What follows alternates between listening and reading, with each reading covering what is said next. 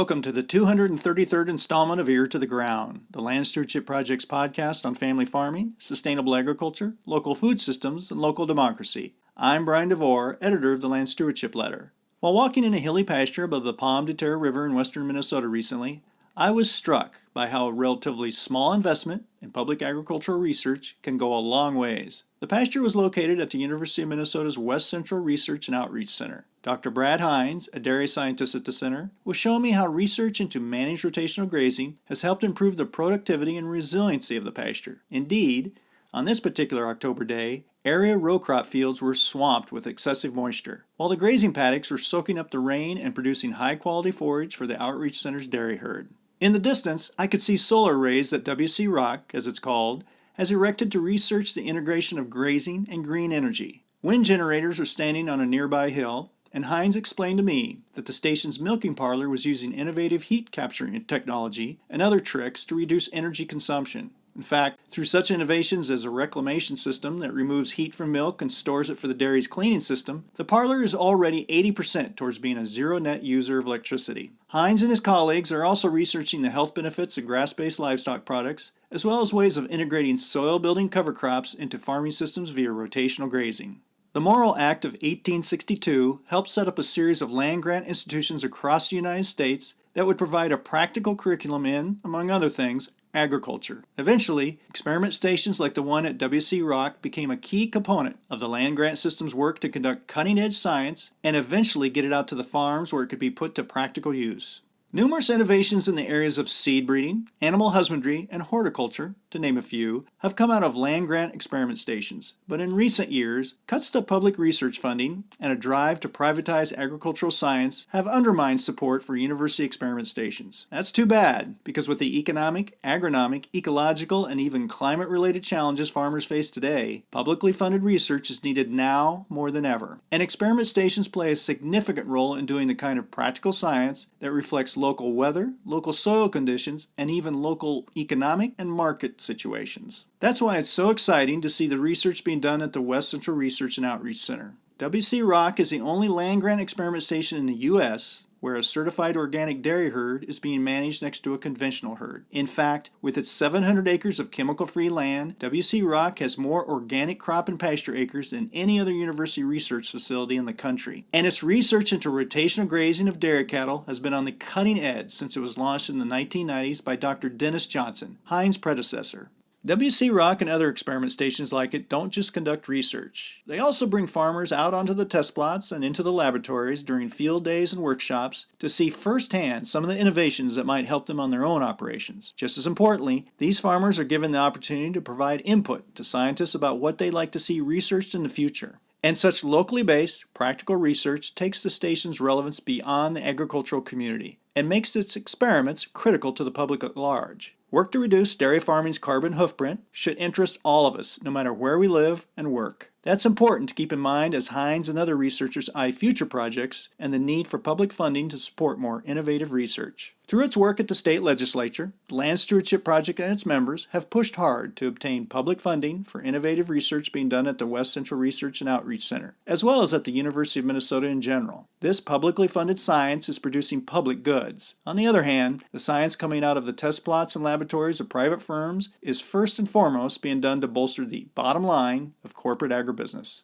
As LSP prepares to push for more legislative funding of regenerative ag research that can produce resiliency and profitability on farms, as well as public goods, I took the opportunity to talk to Dr. Hines about some of the science WC Rock has been involved in, and where he and the other researchers would like to go next in helping farmers survive and thrive. He started out talking about a recent research project that showed the value of returning biological life to an old, worn-out pasture. We actually just finished a 4-year study where we looked at pasture rotation with cover crops and cropping systems as well as grazing livestock, and it's very interesting what has happened. We took an old pasture that was in need of rejuvenation and planted cover crops on it, and we grazed it with our dairy cattle here. And then we moved it into a cropping system, corn and soybean organic rotation, and got 190 bushel corn and I think about 45 bushel organic soybeans, so it was really good. And then we moved it back into a pasture rotation, I think orchard grass, meadow fescue, and clovers, and that's probably the best pasture we have here. It's really surprised even the workers that are here are like, man, we need to do that in a lot more pastures, because that is it has made that one come back alive, and it looks really good. So I'm happy with that. So it was 2 years. Okay. 2 years. So we grazed it for a year with the cover crops. We used rye and wheat and hairy vetch, and then we went into a corn, soybean, and then back into pasture. And it's a fast way to rejuvenate some pastures. And yes, I'm very impressed with it. Very impressed with that method that we did. So we're gonna keep trying that, planting some, probably some winter rye now to help rejuvenate a few of the pastures that we have, get them into a different rotation, maybe help some pastures that are tired. We've done some other cover crops in some of the pastures, and it's really brought the pastures back to life. And we have some old pastures here that are maybe tired and not as much grass species in anymore, so we're going to plant some cover crops here, probably rye, and we'll graze it in the spring. That's the benefit as well, is we can graze our livestock in early April and sometimes late March before our other pastures even start growing, so it gives us early grazing, which is a benefit as well. Well, I think there's a lot of things. It's rotation of crops. Plus, we had livestock in there, and we have it's just a lot of the hoof action from the cattle, the manure from the cattle are helping, provide a fertility source. Like I said, we grew 180 bushel corn off of that and 45 bushel beans, and we didn't add any manure or anything. It was just the manure from the cattle grazing. So I think it's a good story that says that you can do some pasture rotation, graze with cover crops, and really you don't need a lot of added inputs to it. The livestock are going to do it for you. This was, a field that we could farm it full time if we wanted to with corn and beans, but it just makes more sense for us to integrate livestock in it and use it as pasture and keep it in the rotation. And I think it could be used for other cropping systems to integrate livestock back on the land. This dairy herd here is the organic dairy herd. There's also a conventional dairy herd. It's still the situation where it's like one of the few in the country, or maybe the only one, where you have two side by side. Yeah, it is the only place in the United States where you have a side by side organic and conventional herd, sort of at the same facility under the same management. And it provides some unique opportunities for us to be able to do different research. The organic herd obviously grazes quite often. I've been actually starting to graze the conventional herd a lot more than what we have in the past. Also reducing antibiotic use in those. So I think by having that organic herd here, it's made us think that we don't need to do things like we always have with the conventional herd. We can look at different ways to prevent diseases and things in animals, so we don't have those problems. So our conventional herd has been doing quite well. It's kind of one of those almost organic herd, but right. Not certified. We've been certified organic since 2010. Okay. So it's been not quite 10 years where we've had the split herd. From the comparison, we noticed that the organic herd, the cows in the organic herd probably live longer, I think about 9 months longer than the average cow in the conventional herd. So there's a little more longevity there. We also found that they have higher fat and protein in their milk, and I'm very interested in the health of meat and milk, so our organic herd tends to have a little bit better higher omega-3s in the milk, and a better omega-3 to 6 ratio, so which translates into human health. I did when I first started here 8 years ago, I did a study on organic beef in dairy steers versus conventional beef, and found that the organic beef was much healthier than the conventional beef. The omega 6 to 3 ratio was about 1.4 in the organic grass-fed type beef, and I think it was 8 to 1 in the conventional. And we showed that you can be profitable by grazing dairy steers on pasture. You don't need to raise them in the feedlot. We actually made more money by grazing them full time and grass feeding them than what we did conventionally. We did a study once where we looked at alternative forages on pastures. So we looked at perennial pastures, we looked at warm season grasses, grazing throughout the year in the fall with brassicas, turnips, things like that. And it showed basically on a per acre basis we can be more profitable by grazing than we can feeding TMR through those cows. As long as they're getting probably 75% of their dry matter from pasture or more, we can be more profitable than feeding a lot of TMR, because you have, when you feed a lot of supplemented feeds to those cows, you have tractors, you have all that equipment that you have to maintain, and with a cow in pasture you have fence and a little labor, and they do quite well. Really based on some of those results, our organic herd has gone more grass-fed in the past years since I started. When I started, we were probably on about 40% of the dry matter was from pasture, and now we're about 80% of the dry matter from pasture. During the grazing season, our cows don't get much grain at all, and it's predominantly pasture. So I've seen the results, and being able to rejuvenate some of these pastures with different grass species has just, our pastures have come to life, and we can get a lot more out of those pastures with our cows. This in summer of 2019 here, we had 270 cows, both herds grazing on pasture, getting at least 40% of their dry matter from pasture in the conventional herd, and the organic was close to 90%. So yeah, our pastures are very resilient, and they provide lots of feed for our cows. I also think about a lot of people throw their animals on their marginal land or things like that to be able to graze, and here we've had some of those what you could call marginal lands that maybe haven't been grazed for. An example is there was some pasture, it was old beef cattle pasture that probably hadn't been grazed in 20 years, that when I started here and 2 years ago we just started putting cattle back on the land. It just kind of sat there and grew up to brome grass, seeded out every year, and really was nothing there. So we certified it organic and transitioned it to pasture, and really we've seen that pasture come back to life. This year so far we've grazed it twice, so we're kind of getting that back in the rotation. We put a lot of animals on it at one time to really keep the grass down, get some hoof action. Maybe there's some other seeds in the seed bank there that'll come through, and it's really been rejuvenating that pasture quite well, and we're impressed. And all we did was put a bunch of cattle on it, and it's starting to come back to life. It doesn't look so brown and dead anymore. It's actually it's thriving.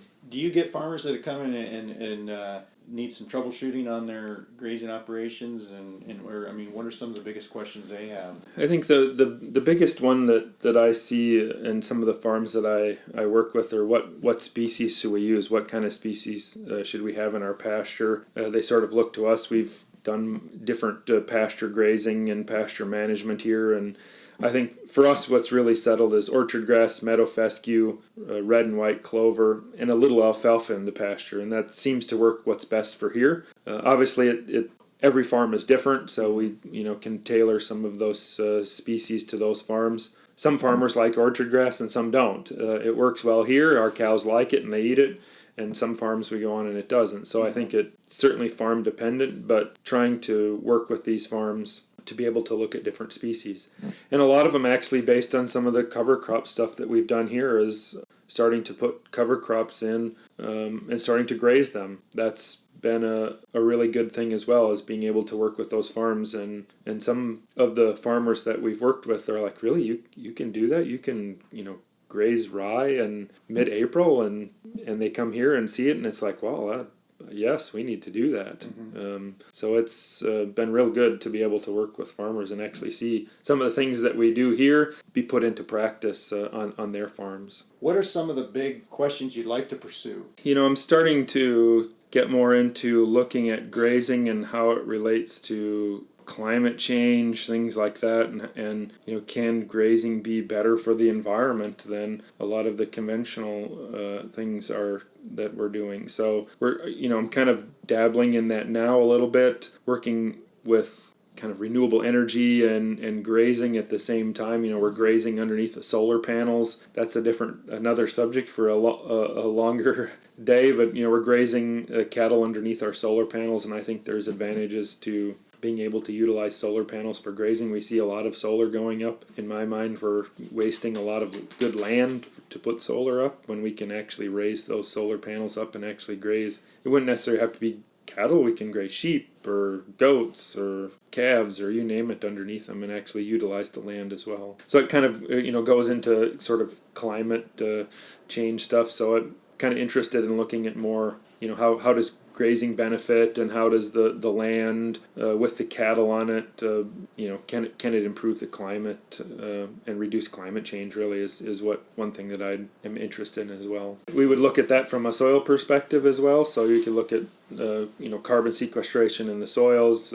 One other thing is to actually measure the gas emissions from the cows. To be able to see what, and we can do those comparisons here where we could compare a grazing animal to a conventional animal and actually see what the methane emissions are off of those and, kind of have a nice comparison right here on the same site to be able to do that. With the dairy industry in such a crisis right now, I mean, is that affecting a little bit what some of the research questions you're looking at, or is that affecting some of the questions you're getting from farmers? Oh, sure, definitely. I think, there's a lot of issues related to, cost of production. Labor is especially another troubling aspect. Yes, we've been getting lots of questions on how to, how can we reduce the cost of production? How can we manage through these times to be able to do it? I think grazing and looking at these alternative grazing cover crops might be a good alternative to help get you through those times, or harvesting cover crops for feed. One thing that's being talked about more again and that we've done here is outwintering your cattle. Do you need a barn to house your animals all the time? And especially our heifers do quite well outwintered, and we outwinter our milking cows too. So we outwinter everything, and animals do just well. They're healthy, they're productive. We don't see any problems with outwintering. So yeah, when you don't need a lot of facilities, there's lots of options that are you can do that with. Let's talk a little bit about the facilities. I know one time I was hearing you were talking a little bit about the need for better milking facilities. So our dairy facility here was built in 1972-73. Okay. So it's over 40 years old, and we first started with a tie stall barn like many Midwestern dairy herds did, 80 cows, and now we're between 250 and 300 cows. And I think 20 years ago they put in a low-cost milking parlor for those 80 cows, and as we've put cows out on grass and our cows are healthier and stay around a lot, the herd size has grown. And we've well outgrown our milking facilities. So it takes a long time to milk 275 cows here. It takes almost all day to do that. And so it's a very small milking parlor, just a swing 9 parlor. So it's very undersized for what we have. So we have plans or would like to see in the future newer milking facilities to sort of really thrust our program into the future and keep it viable, but even being able to have newer facilities to look at some of those components that we're interested in, even from a human health perspective, looking at the quality of the milk with different technologies in the milking parlor. All of that is, I think, growing and will only continue to grow into the future. We've also have in some of our plan is to have an organic feed mill here as part of our it would be a newer milking facility as well as an organic feed mill. So we're really able to look at handle different organic grains or organic commodities that we might use for feeding our cows, or just in our research program. We have some storage for organic grains, mostly corn and oats is what we have. We don't store our organic beans here because we don't have room, and So I think even having an organic feed mill would be able to look at different grain sources or other feed sources that we can use in our organic herd for different research purposes, and be able to use that. We have organic kernza, and it's just sitting in a bunch of totes in back of the warehouse because we don't have any storage for it. So I think that's part of our plan too, is to have more of a dedicated organic type feed mill to be able to do those different things. Those are probably the two big things for now that would really help sort of propel the research into the future here, and really make it sustainable and for the long term here, really. And and a lot of the research we do here, of course it benefits farmers directly, but it also benefits consumers, and we've done lots of consumer things with it as well. So it sort of benefits all of society by what we're doing here.